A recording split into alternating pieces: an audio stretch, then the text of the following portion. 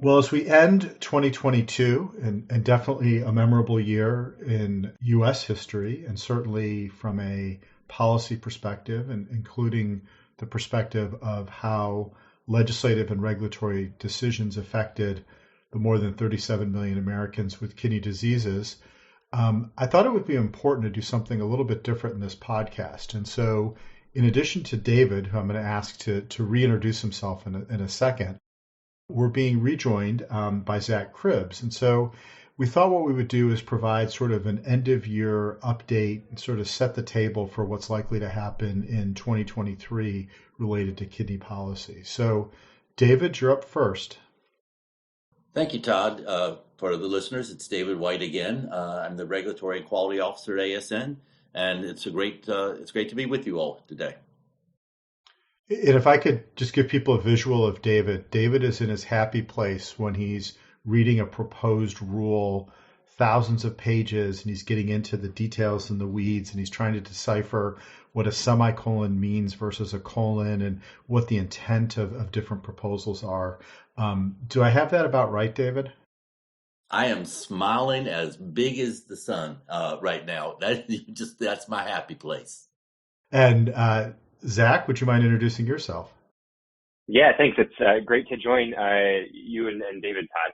My name is Zach Kribs. I'm the manager of Congressional Affairs at the American Society of Nephrology. I've worked on the legislative affairs portfolio for ASN since I started back in 2017.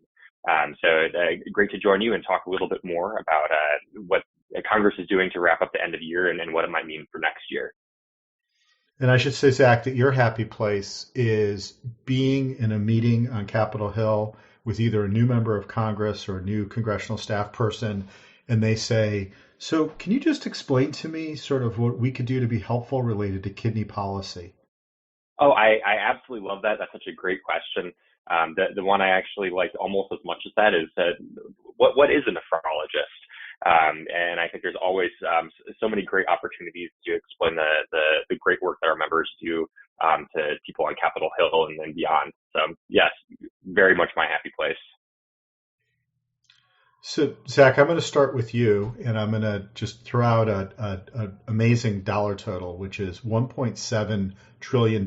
When I say that to you, what's your reaction? Well, first off, $1.7 trillion is a massive amount of money. It also happens to coincide with the omnibus, the spending levels outlined in the omnibus package. And omnibus is just Capitol Hill speak for this end-of-year funding package. And in addition to being really a large amount of actual spending from Congress's behalf, it's also the end-of-year. It contains all of the end-of-year priorities of Congress. So anything that is not included in this legislative package, it's not going to happen this year. It's going to have to be worked on next year and in years to come. And so there's kind of two important points there. One is that when you say next year, that means a new Congress. So everything will have to be, all the legislation, even legislation that almost got over the finish line, will have to be reintroduced and sort of go through the traditional process. The second, I think, big piece in what you're saying, and where I want to sort of dig in a little bit, is this omnibus spending bill includes both appropriation spending, in other words, or discretionary spending, in other words, funding that on an annual basis Congress has to decide to appropriate funds to existing agencies or existing activities, and entitlement funding. So programs where if Congress doesn't make a change, then they sort of automatically move forward the way they were previously. So on the appropriation side, do you mind just highlighting a few things that you think it's important for our listeners to know about? Absolutely. And thank you for that distinction. I think that is really important and definitely kind of the meat and the bread and butter, if you will, of a lot of congressional advocacy. So a couple top line numbers I'm really interested in this bill. Really, first and foremost for me is the emphasis in this bill on innovation and research. So for research, the proposal, this agreement includes a record $47 billion for the National Institutes of Health. Now, if you're breaking that down by institute, the National Institute of diabetes, digestive, and kidney diseases, has received a $96 million increase in this bill, or around a 4.4% increase. So really happy to see that. But we also see on the innovation side, continued investment in Kidney X. So Congress is proposing to put in $5 million for this program there. And also the new kid on the block, ARPA-H, and I know we talked about this in the past, and I believe on this show. ARPA-H stands for the Advanced Research Projects Agency for Health. We're also getting used to this acronym. It's a brand new program here in Congress. And basically it's modeled after DARPA, which was sort of a groundbreaking program on the defense side of the equation. It's created innovations ranging from, I think, cell phones to the internet, and even those like killer robot dogs. So we're hoping that a similar program in the health space can really help drive advancements in care. And certainly the administration is putting a lot of eggs in this basket. So they're proposing $1.5 billion of funding for ARPA-H in its first year of existence. And they actually went even a step further in this bill. They included a full authorization of the program, which has been something the administration has tried to secure for the past year or so. So really interesting stuff there. Yeah, and just as we shift to the entitlement side, I think you've come up with a sort of third distinction here in terms of an omnibus bill. So the first is the fact that it is a sort of massive roll-up. The second is that it combines appropriations or discretionary funding with entitlement funding. And the third is that it includes both appropriations or funding as well as authorization. In other words, authorizing Congress to appropriate these funds. So there's a lot wrapped up in there. As we shift to the entitlement side, I guess, David, I'll give you a different number, and that's the number 2. And I don't know if you remember the 60s television show, The Prisoner, but I guess my question is, are you number 1? No, I'm not number 1. I do remember the show. I also remember the show, What's My Line, or To Tell the Truth. Those both also were interesting. But nonetheless, 2 here is really important because it goes back. And before I go into this, I want to say thanks to Zach, because we worked on this on the regulatory side, and there were only so many ways we could go after this without Congress stepping in. It really was not going to be such a great year next year. There were going to be some real problems. And so, Zach, thanks for your group and the work they've done on this. Because in this package, there's a couple things that are really important.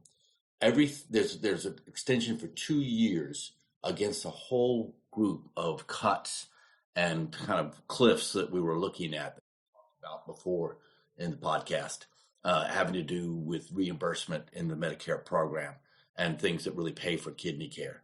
So to start with, for 2 years, they've put off the cuts that we were looking at, and we've talked about that in this show, where we were looking at about 4.5% cut in Medicare payments in the physician fee schedule. And that's really important because they've made next year that number is going to end up being 2% as opposed to that much larger number. In 2024, it's 3.25%. So I'm not going to pretend there's still no pain here, but it is definitely an improvement of what we wanted to see. And that really comes along because of the increases that have occurred in the physician fee schedule and because of the basic budget neutrality that's imposed on it by statute. Also, some of the pay-go cuts that have been postponed during the COVID period are also put off, and that's another 4% of Medicare that was going to get cut. So these are going to be really helpful for a system that's already pretty strained. And David, just before you move forward, can you just give the quick sort of 2-sentence summary of PAYGO? Okay, and so the PAYGO provisions really are those provisions in which Congress basically says for any additional spending here, you've got to make up for it. You've got to be able to pay something else. And during the COVID period, that was suspended for a period because of the real crunch that it had placed the healthcare system under. I don't know, Zach, if you want to add anything else to the idea of PAYGO, but that's kind of the basic the basic premise of it. Thanks, David. The only thing I'll add, PAYGO is a procedure that's been around for 30 years. There's a related procedure called sequestration that's a little bit newer. It's after the ACA. And I do think it's important to note that these are policies that were put in place under Republican control. They're policies they care in particular about. So I think it's really interesting that the pay-go cuts are waived through 2025, fiscal year 2025, which means it's going to be the last year of a Republican Congress in 2024 that's going to have to address the impact of pay-go, not only from COVID-19, but also from this current $1.7 trillion package that the cuts have been pushed off until that date. We'll come back to the political issues because I do think it's also, it would be the fourth year of the Biden administration as well. David, I interrupted you. So in terms of the other, are you number one? No, you're number two. Just kind of curious as to what else you want to emphasize. I was going to add a couple things there. Thanks for adding that in, Zach. This is all good. The other things that are really, I think, useful to know is that we were expected to lose the bonus payments for participation in advanced alternative payment models. That's under the Quality Payment Program, which was created by the MACRA legislation in 2015. So those were set to expire. Those are normally 5% bonus for our members who participate in an APM or AAPM. And those are going to go down to 3.5% for their bonus for next year. The other ones that are important just to know about is in terms of the 2-year extension of telehealth flexibilities, giving the agencies a little bit more time to evaluate how telehealth has been, really hasn't gone on during this period of the public health emergency. Those flexibilities were set to expire 5 months after the PHE ends, but this ensures that they stay around for 2 more years. One thing I will say is there's been a lot of conversation about when the public health emergency will end, and we've talked about on here that the government had made it necessary for there to be at least 60-day notice for when that would happen. And the reason for that had to do with giving states the time to start doing Medicaid redeterminations that had occurred under some of the COVID waivers. This doesn't include a bipartisan agreement to let the states start doing Medicaid redeterminations in April. And so those would affect them going through and evaluating individuals who had been put on during COVID who might not necessarily meet the statutory requirement for being in Medicaid. And so that will be something that the states can start to do. They can now plan on it, and it no longer has to be one of those things where you're waiting to see when there's going to be an announcement. David, I guess a really quick question. I mean, from your perspective, it sounds like it's a little bit of a mixed bag, more positive than negative, but still not as much positive and still some pain for ASN members and other health professionals. I'm just sort of curious as to your overall assessment, if you just sort of grade, what Congress and the administration agreed to in this package. Financially, some of the stuff that Zach talked about, it's great. But for some of the stuff, I would say a B-. They did extend the key rural health hospital program, and that's really important, and that's going to impact a lot of our people. But there's still, like I said, there's still some hurt there that's going to occur, and people are going to feel some tension in terms of where the dollars are going to get cut. But I do think overall it's a B- that I'm glad that we got because we were looking like much more of a C- or a D+. And this, so I think most of our members will be happy this occurred. I think they would have liked to have been more like an A-, but that's just not what happened. Yeah, so Zach, kind of shifting back to you, I guess the third and final set of numbers from the $1.7 trillion to the number 2 or 2 years, the next number would be 8 versus 4. So what do those numbers mean? This is squarely in the political realm at this point, Todd. So 8 is the number of seats that the Democrats will be defending in the Senate in either states that Trump won or states that Biden narrowly won by 3 points or less. 4 is the number of senators on the Republican side who will similarly be defending their seats in more Democratic-leaning territory. So there is a really big mismatch.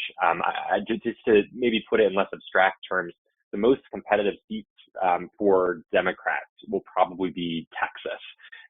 So I think that definitely shows the pressure Democrats will have in the Senate to be working in a bipartisan fashion, but also in a way that will highlight their achievements in a way that will benefit them in an election. This is also going to be really tricky when you are add the House into this equation. The House, as we know, is leaning Republican. It's barely leaning Republican. In fact, there's only around 4 votes that the Speaker of the House, the Republican Speaker of the House, will have to play with. So it's a very narrow majority. But I think there's going to be a lot of difference between what the Senate and the House take on as priorities. And I think there's going to be a lot of partisan politics at play over the next 2 years of this coming Congress.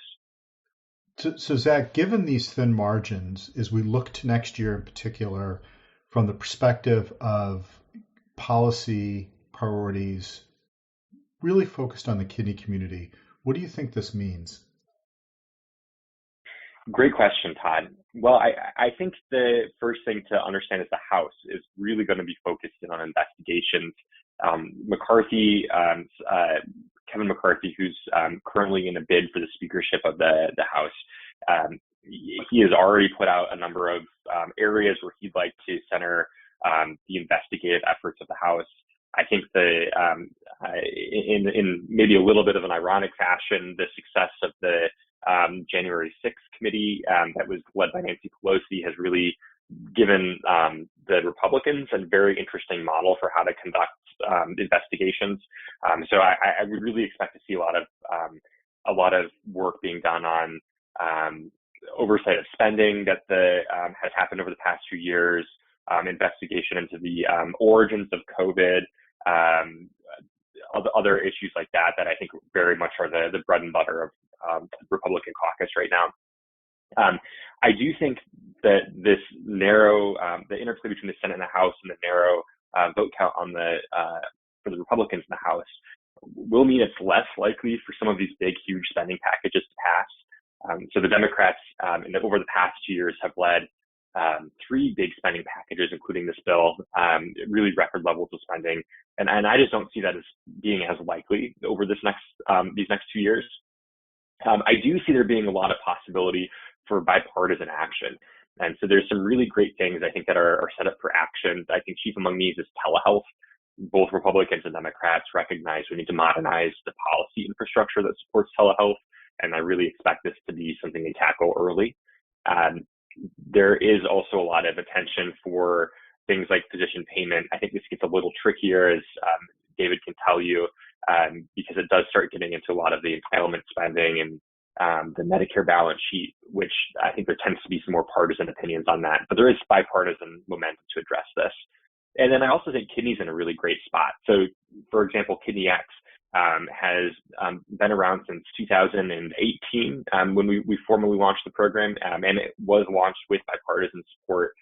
It, of course, has legacy both in the Trump White House, but also the Obama White House, and now the Biden White House. So I think that there is a strong possibility of these programs like that show that bipartisan support will continue to receive that and maybe be the only things that Congress can act on over the next 2 years.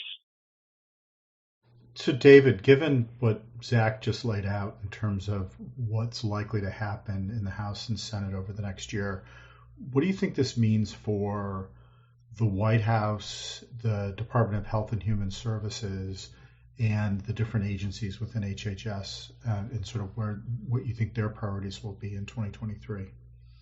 I think there's going to be a continued, something that we've been seeing for a while, there's going to be a continued introspection, particularly at Medicare and HHS, into what exact authority they have and what they don't have.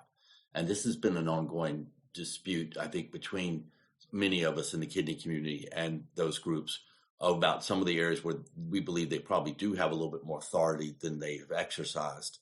And and one of the examples that comes to mind is whether or not that we talked about with TDAPA, which is the pass-through innovation payment for drugs in the bundle, and whether or not they have the ability to actually establish new payment after the TDAPA period for drugs that don't have an equivalent already in the bundle, or else have something in a functional category. I think that's going to make them even more hesitant to kind of exercise their regulatory authority. There'll be more instances that we're going to need to go back to Congress to ask them to clarify something, and that just can make the whole slog a lot more cumbersome.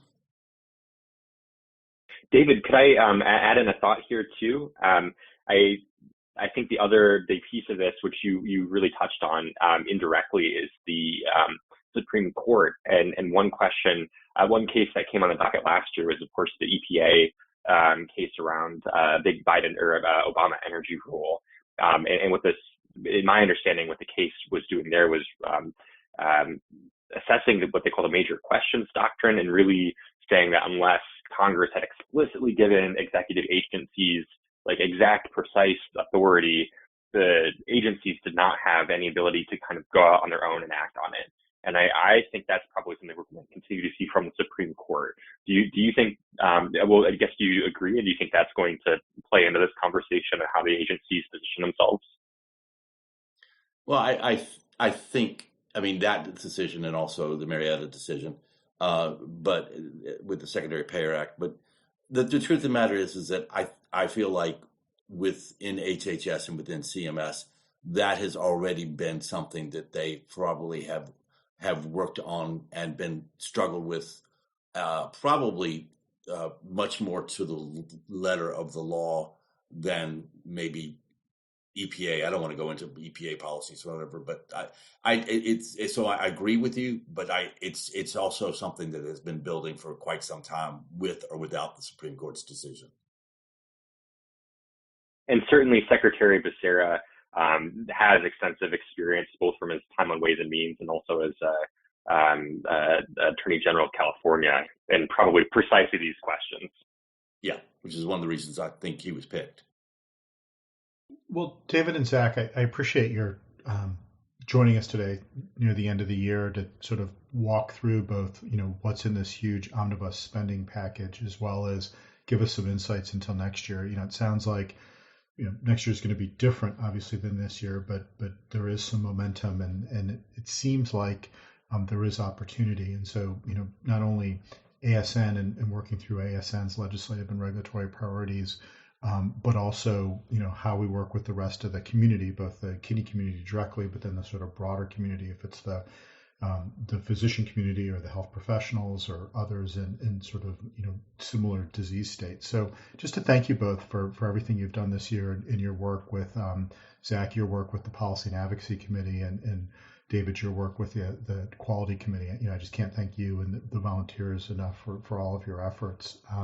I also wanted to thank Travis Pryor. He's the ASN marketing manager, but he also is the producer of this podcast. So Travis, thank you for everything you did for us this year, and making David and me most of the time, and this time David, Zach, and me sound better. If you heard how these podcasts come out when they're recorded, you'll realize the heroic work that Travis does. So thank you for that very much. And to everyone, Happy New Year, and we look forward to reconnecting again in 2023. This podcast is copyrighted by the American Society of Nephrology.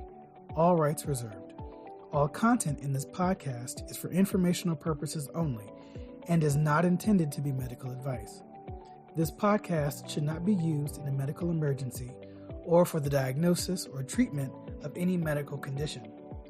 Please consult your doctor or other qualified healthcare professional if you have any questions about any medical condition, or before taking any drug, changing your diet, or commencing or discontinuing any course of treatment. Thank you for listening to this podcast from the American Society of Nephrology.